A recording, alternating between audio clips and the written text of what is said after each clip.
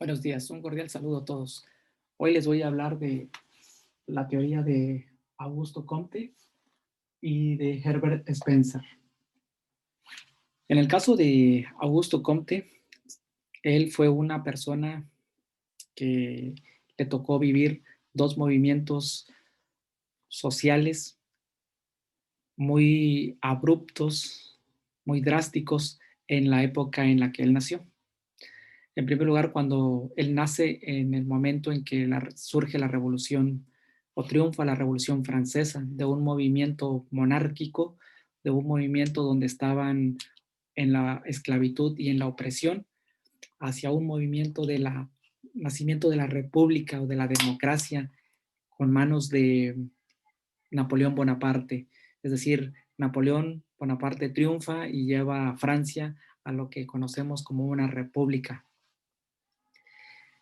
En su niñez le tocó experimentar los cambios que se vivieron después de la Revolución Francesa.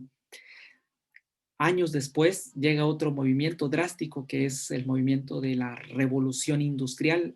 Aquí ya no es una revolución social de personas contra sus reyes ni de revolución política, sino ya más bien es una revolución económica, una revolución, un cambio de la forma de vivir, de la forma de trabajar en la creación de muchas empresas, industrias textileras, de vapor, mineras, que traen como consecuencia tanto la contaminación ambiental como el desplazamiento de los hombres dentro de las empresas o dentro de las donde trabajaban, son desplazados por las máquinas, por la llegada de estas herramientas, de estas sofisticaciones tecnológicas, que en su primer momento, claro, considerándolos anticuadas a nuestra forma de entenderlo hoy en día, porque podrían ser ya máquinas obsoletas, según las que hoy conocemos, pero en aquel momento pues eran de que eran novedosas,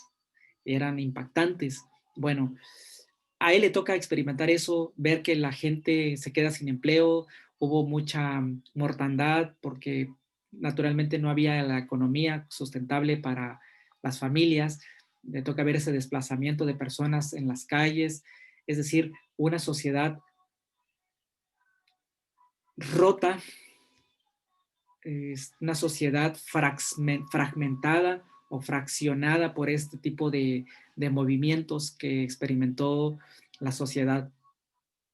Comte hace su estudio elemental, su enseñanza elemental en la universidad, pero fue discípulo y secretario de Henry Saint-Simon, él y otro joven, Thierry, y durante 6, 7 años estuvieron trabajando con Simon, que era un conde, un personaje muy letrado también y muy adinerado, pero tuvieron ciertas diferencias en las que se supone o se dice que o se cuenta que Simon se estaba robando o adueñando de una de las obras de Comte y eso fue lo que provocó la ruptura.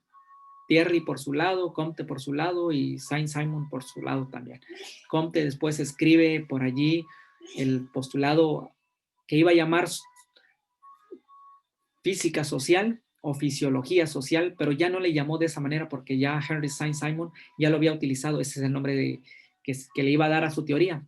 Y entonces Comte le propone el nombre de sociología, eso surge en el año de 1838 aproximadamente. Nace ahí la sociología.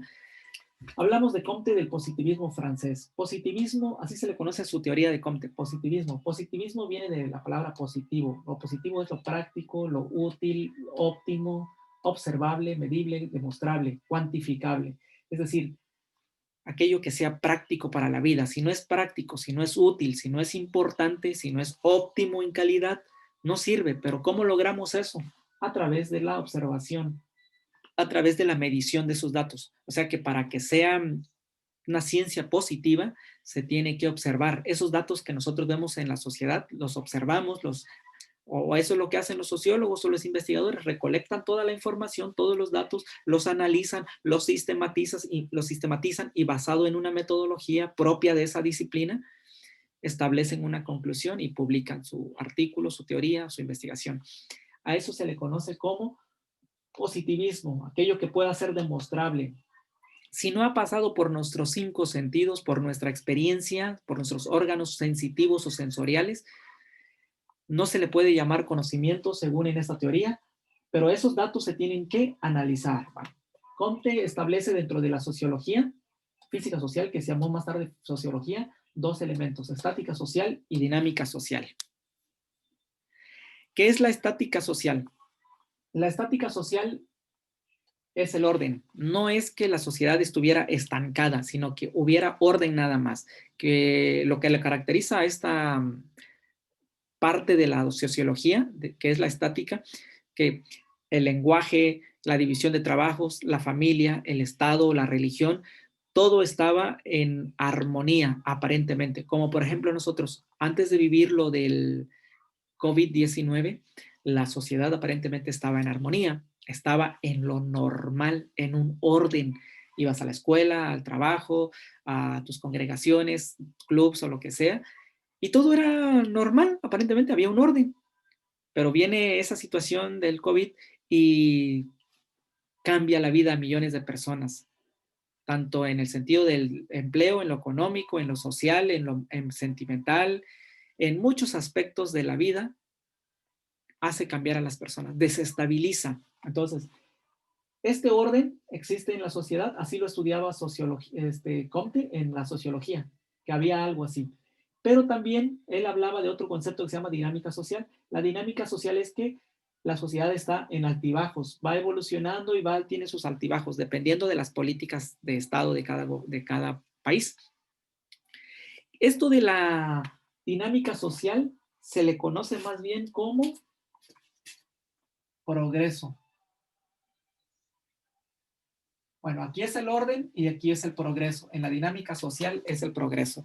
Ahora, para que un país, para que un pueblo, una sociedad, una nación tenga orden y progreso, se necesita la sociología, que la sociología de Comte es llamada sociología positivista.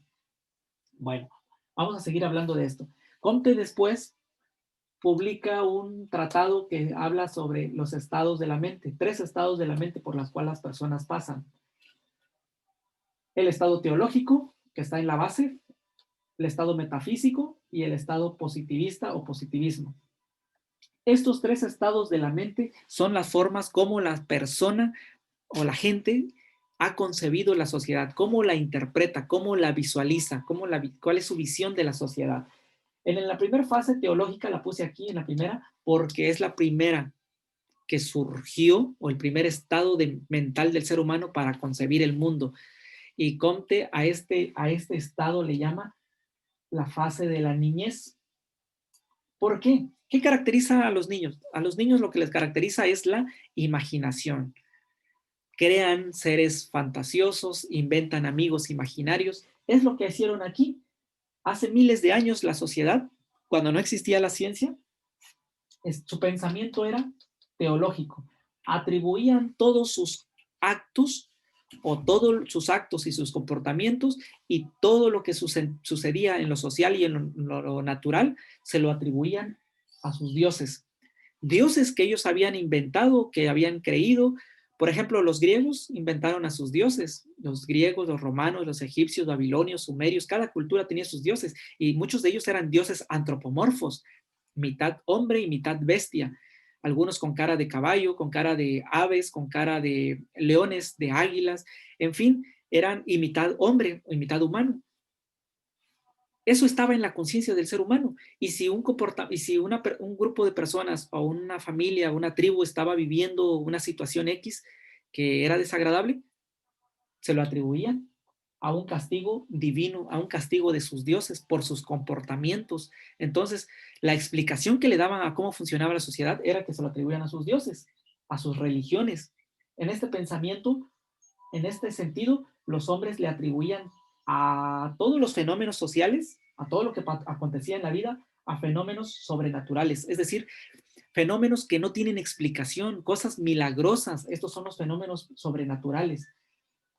Pero también en esta época, ahora ya vamos a dar un salto de los miles de años cuando eran sociedades nómadas y después se hicieron sedentarias, vamos a pasarnos hasta el año 476 de nuestra era, la era cristiana, hasta el 1520 y tantos, 1530, por decirlo. Fue un periodo que se le llama Edad Media, medievo o época medieval, o también se le conoce como la época del oscurantismo. Oscurantismo porque durante estos 1000 años no hubo progreso de la ciencia. Hubo esbozos de adelantos de la ciencia, pero fueron sancionados severamente por la Iglesia. La Iglesia Católica, el papado, tuvo el control durante estos 1000 años. La Iglesia Católica ponía reyes y quitaba reyes. Ella era la encargada, los papas eran encargados de poner reyes en Francia, en Inglaterra, en España, en Portugal, y ellos quitaban los reyes y hacían acuerdos para cómo gobernar el mundo, la sociedad. Por eso se hicieron tan ricos y los reyes crearon esa noción de que solo ellos podían gobernar, nadie más, porque ellos venían de un linaje divino y porque venían de un mandato divino, por lo tanto sus hijos iban a heredar ese mismo poder. Nadie podía competir para ser rey, sino que esto ya era de familia, de tradición. Entonces les hicieron creer los reyes y la religión, el papado y los sacerdotes y todos estos personajes les hicieron creer a la gente que ellos no tenían destino, que su destino de los hombres o de la humanidad estaba delimitada o determinada por los dioses o por lo que decían los reyes. Se tenían que acatar a estos fenómenos. Entonces la sociedad aparentemente, podemos decir, o muy generalmente estaba dormida, estaba inculta, no progresó. Vivía en este estado de la infancia, en este estado de la niñez, según Comte. Poco tiempo después del 1500, 1600 surgen otros movimientos literarios, científicos, con carácter científico, no bien como ciencia, pero movimientos que iban despertando la conciencia de las personas, y hubo un movimiento que se llamó el Renacimiento. De la Edad Media se pasa al Renacimiento. El Renacimiento no era otra cosa más que un despertar de la gente en donde se salió de un control teológico, un control de la religión, y empezaron a surgir muchos filósofos como David Hume, Immanuel Kant, John Locke, entre otros. Estos filósofos trataron no de buscar explicaciones sobrenaturales, sino de explicar la esencia de las cosas, pero le atribuían todo eso a la naturaleza, buscar la naturaleza, no lo sobrenatural, sino lo natural. Pero era algo muy abstracto. La palabra metafísica significa meta, ir más allá de la física, más allá de lo que nosotros vemos. La física es esto, nuestro mundo, lo que podemos ver, lo que podemos tocar. Ellos trataban de ir un poquito más allá. Estaban como cayendo en esta parte, pero no se lo atribuían a dioses ni a reyes, sino ellos trataban de ver otras leyes de la naturaleza que explicaran por qué sucedía así o por qué nosotros éramos de tal manera o de tal comportamiento o tal pueblo era de tal naturaleza o tal comportamiento. Entonces, para Comte, esta es la etapa de la adolescencia, infancia o niñez y adolescencia. Pero la filosofía que estos filósofos desarrollaron, válgase la reiteración, no hizo nada. Es decir, se quedó en el puro plano abstracto, no aterrizaron, no bajaron los datos a algo, a hacerlo útil, a lo que dice él, pragmático, útil, óptimo, que sea demostrable, que yo lo pueda ver, que yo lo pueda tocar, que yo lo pueda medir. Entonces, esto no funcionó. Pasaron cientos de años y hubo después, desde el 1600, 700, 1800, 1838, Comte propone la sociología y le llama positivismo a su teoría. ¿Qué es el positivismo? Ahora el positivismo ya no busca esencia de la naturaleza ni fenómenos sobrenaturales basados en dioses o reyes, sino busca entender la sociedad a través de leyes o teorías o principios con base en la razón, el pensamiento, la lógica o la ciencia. Aquí en el positivismo surge lo que se llama como la revolución industrial. Este movimiento de la revolución industrial, pues ya se los comenté, es la creación de las empresas.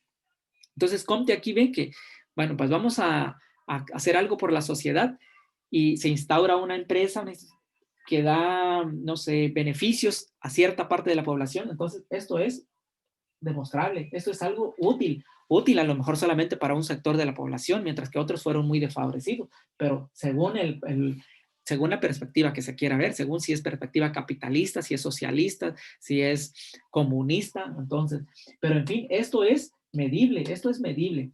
Ahora, estas leyes, teorías y principios que en resumidas cuentas se refiere a la ciencia, no es más que otra cosa que lo adoptan los países capitalistas. ¿Cómo lo adoptan los países capitalistas? Se los voy a poner un ejemplo. En México, en 1871 en adelante, cuando Porfirio Díaz asume el poder, su lema fue orden y progreso. En ese tiempo, recuerden que México estaba en muchas luchas. Había tenido desde 1824 hasta 1876, 70 y tantos, perdón, luchas, guerras entre liberales y conservadores. Más de 54 presidentes hubo en ese lapso. O sea, presidentes que duraban un día, presidentes que duraban meses y así sucesivamente. Y en aquellos tiempos los presidentes duraban nada más 4 años, eran cuatrienios. Y hubo mucha guerra, peste, hambruna, miseria, sobre todo en la época de Santa Ana. La época de Santa Ana es cuando hubo todo eso.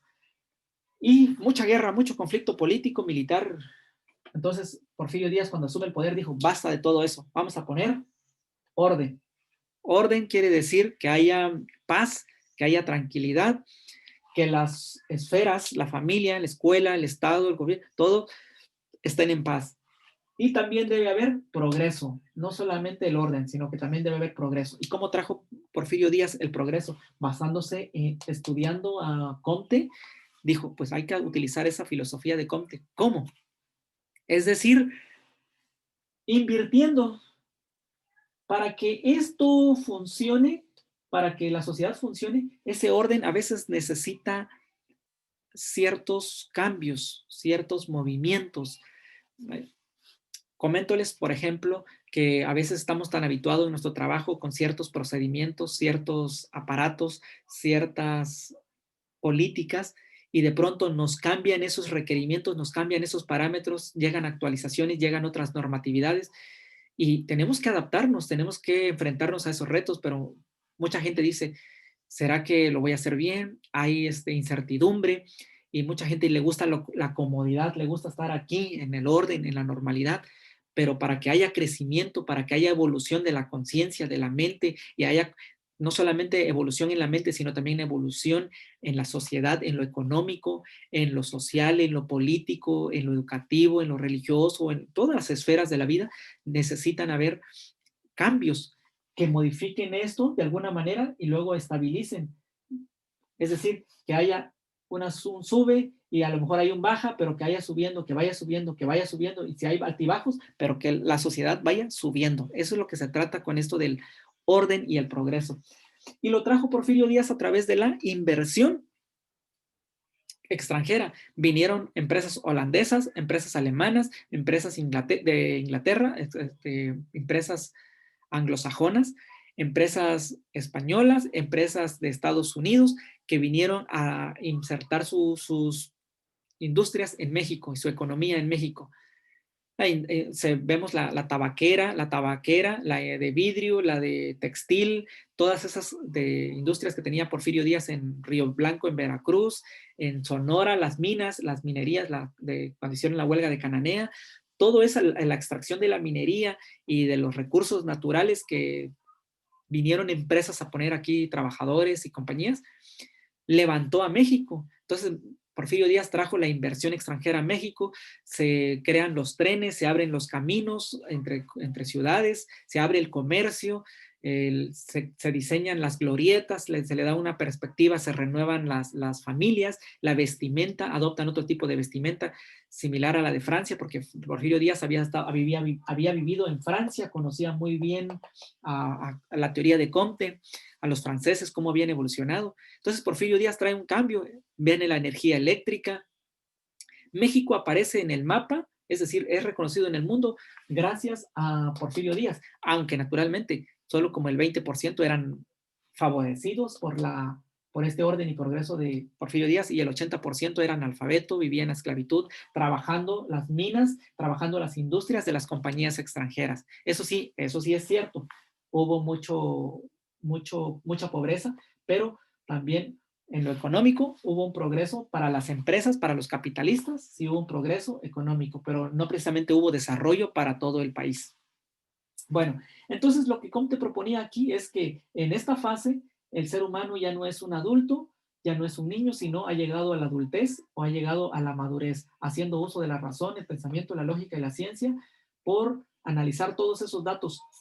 Y también otro aspecto fundamental que queremos rescatar aquí es que Brasil también adopta este modelo del positivismo. Y lo podemos ver, por ejemplo, a Brasil con su bandera. En su bandera dice orden y progreso, solo que está en portugués.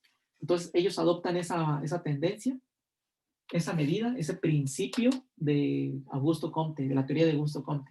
En resumidas cuentas, lo que está tratando de decir aquí es que para entender la sociedad, según Comte, los sociólogos necesitan observar todo lo que ocurre en nuestro medio y analizar esos datos. Ponen, por ejemplo, el caso del COVID. Por ejemplo, lo del COVID, en esta fase, mucha gente le hubiera atribuido eso es un castigo divino por nuestro comportamiento. Aquí los filósofos hubieran tratado de discurrir, de debatir, de hacer plenarias, de cada quien escribir su discurso, su propuesta, pero todo basándose nada más en puros pensamientos abstractos, nada tangible, nada real.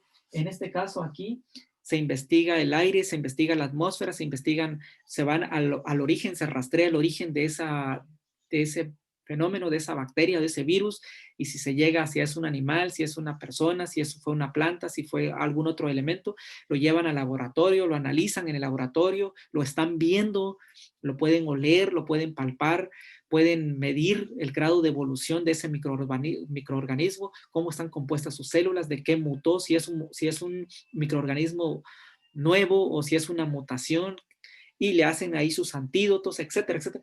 Pero todo esto es observable haciendo uso de la razón, el pensamiento, la lógica, la ciencia. Esto es lo que haría un sociólogo actualmente, y lo que hacen para estudiar no solamente eso, sino también se estudia, por ejemplo, el deporte, las relaciones humanas, por qué hay tanto suicidio, por qué hay esto, el otro, pero se tiene que analizar qué pasa en la vida de la familia, en la escuela, en la religión, en el Estado, cuáles son las políticas de educación, las políticas de salud. Todo eso lo analizan los datos, los sociólogos, lo sistematizan, lo someten a revisión una y otra vez para que sea demostrable, y solo cuando ya es demostrable lo sacan a la luz pública, y tratan de que todo eso sea con estrategias que vayan encaminadas a reformar o a reorganizar o a redirigir la sociedad hacia un bien óptimo, o si hace hacia algo útil o práctico que le sirva a la humanidad. Eso es como la teoría de Augusto Comte. Herbert Spencer, por su parte, habla del darwinismo social. Cuando hablamos de darwinismo ya nos estamos refiriendo, nos estamos acordando a la teoría de la evolución de las especies de Charles Darwin, solo que Darwin lo habla en animales no racionales, y Herbert Spencer lo habla en el ámbito de la especie humana. ¿Qué es esto? De la supervivencia de los mejores en la especie humana, no en la especie de los animales. Pero va referido con eso, ¿no? Utilizando la biología como Charles Darwin lo utilizó. Spencer decía que la biología determina el funcionamiento de la sociedad. Es decir, nuestro organismo, nuestra forma de ser va a determinar el funcionamiento de la sociedad. ¿Pero cómo? Él tenía una tesis. Su tesis de Herbert Spencer era: el Estado, es decir, el gobierno, sus políticas, debe permitir la libre competencia. ¿De qué? ¿Qué competencia de qué? La competencia de la economía del mercado libre o del libre mercado. Y hacerlo sin trabas. ¿Qué significa esto? Se los voy a explicar. Que para poder darse este principio o esta estrategia, significa que el Estado no debe imponer o no debe interferir en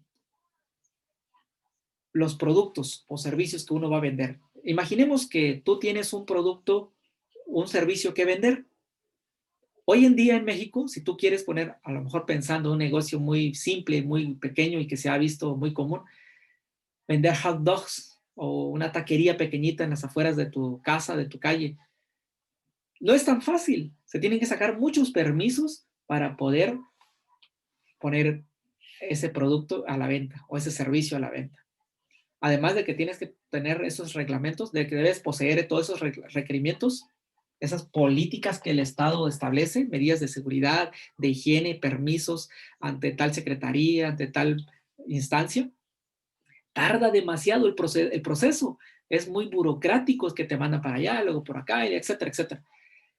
Y en fin, es muy difícil que una persona de bajos recursos y que quiera hacer su propio negocio haga esto, precisamente porque el Estado está interfiriendo mucho. Entonces, ¿qué decía Spencer? No, que el Estado no interfiera. Aquella persona que tenga la inteligencia, que tenga el deseo de vender su producto o servicio, bienvenido sea, todos.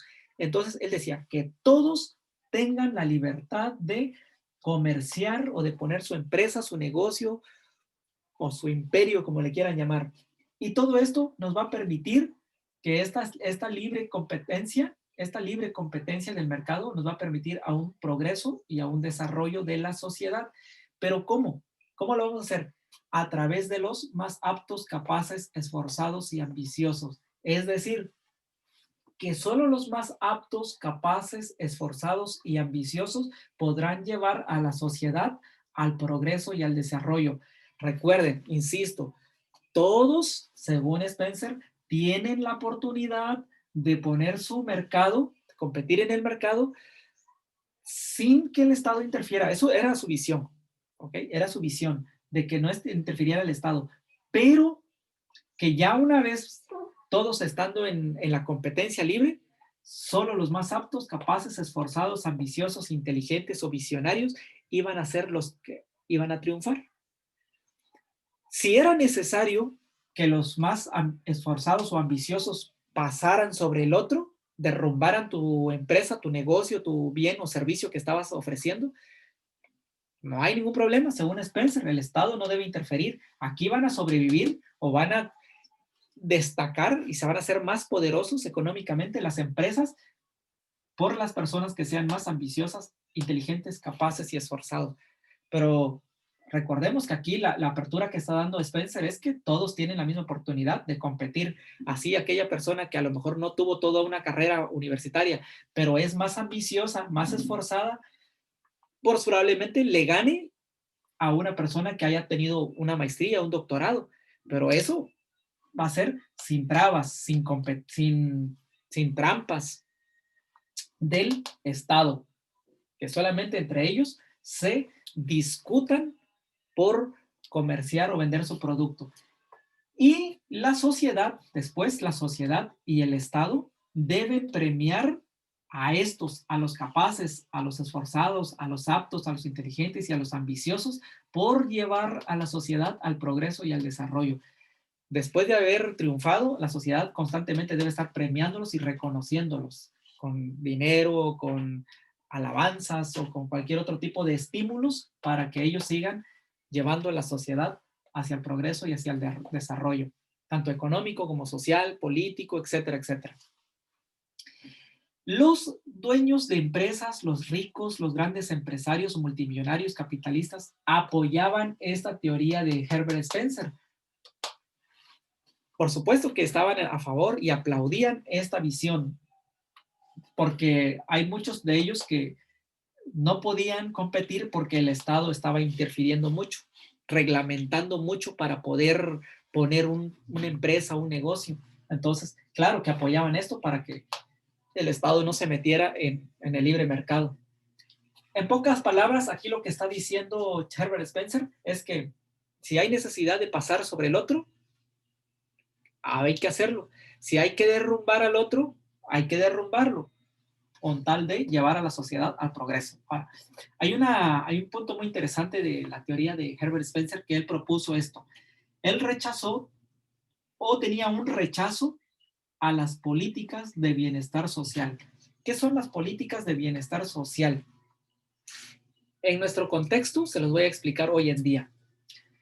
Por ejemplo, vendrían siendo los programas de CEDESOL, Programa de Desarrollo de Solidaridad, que existieron y que existen en México existieron desde la época de Miguel de la Madrid, pero específicamente ya con Carlos Salinas de Gortari se vienen dando muchos apoyos, beca para niños, becas para estudiantes, y últimamente ya hubo otras becas como para las mujeres embarazadas o apoyos para las mujeres embarazadas, para los niños que son de aborígenes o autóctonos, que malmente le llamamos indígenas.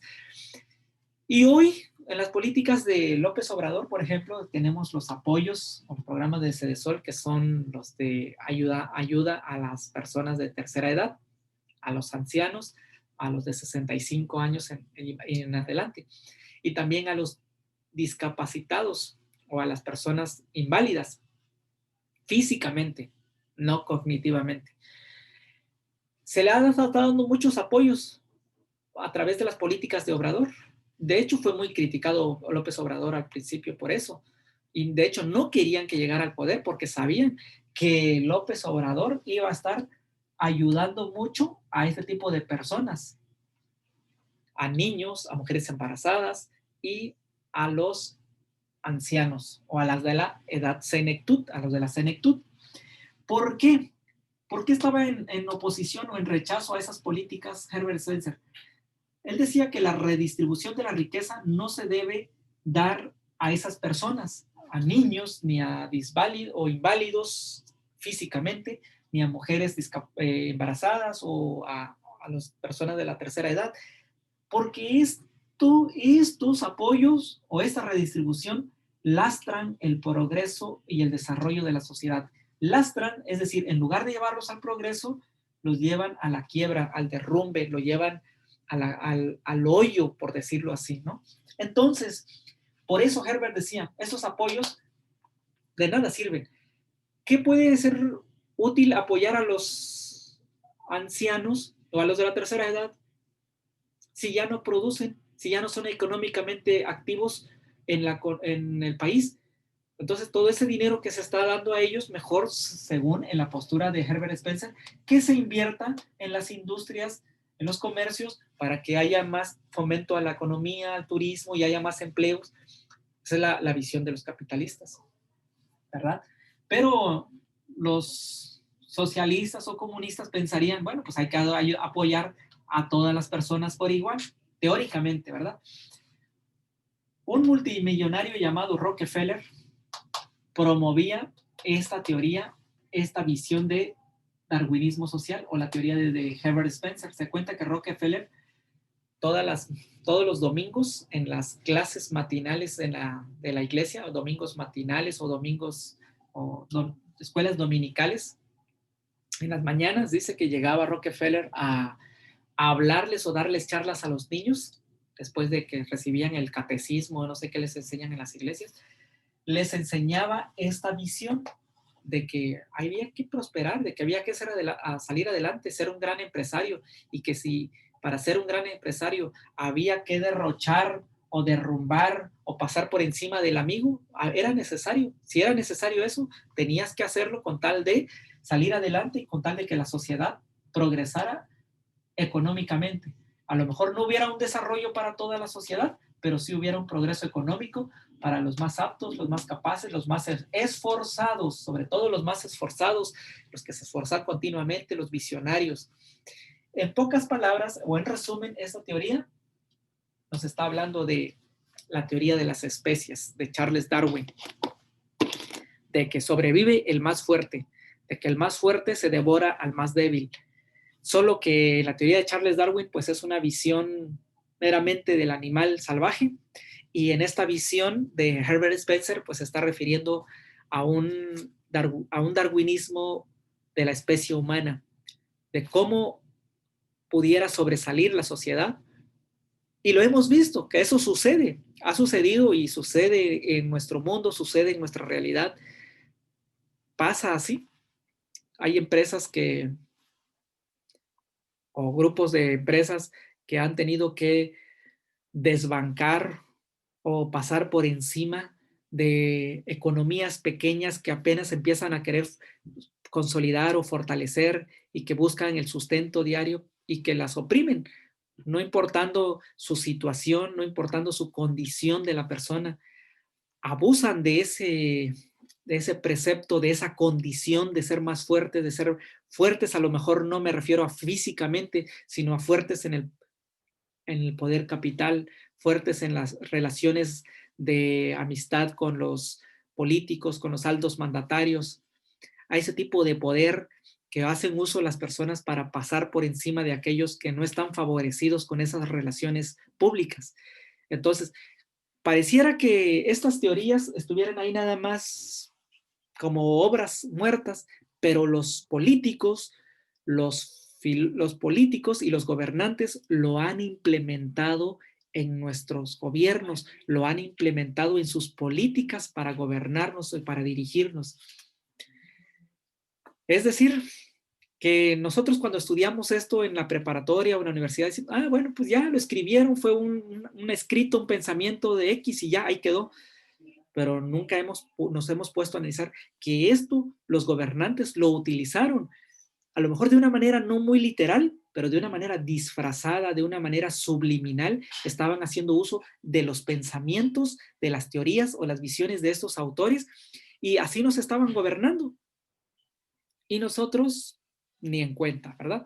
Entonces, espero que esta breve descripción, este breve resumen haya sido provechoso, le resulte útil para entender sobre todo a Comte desde cómo nace la sociología.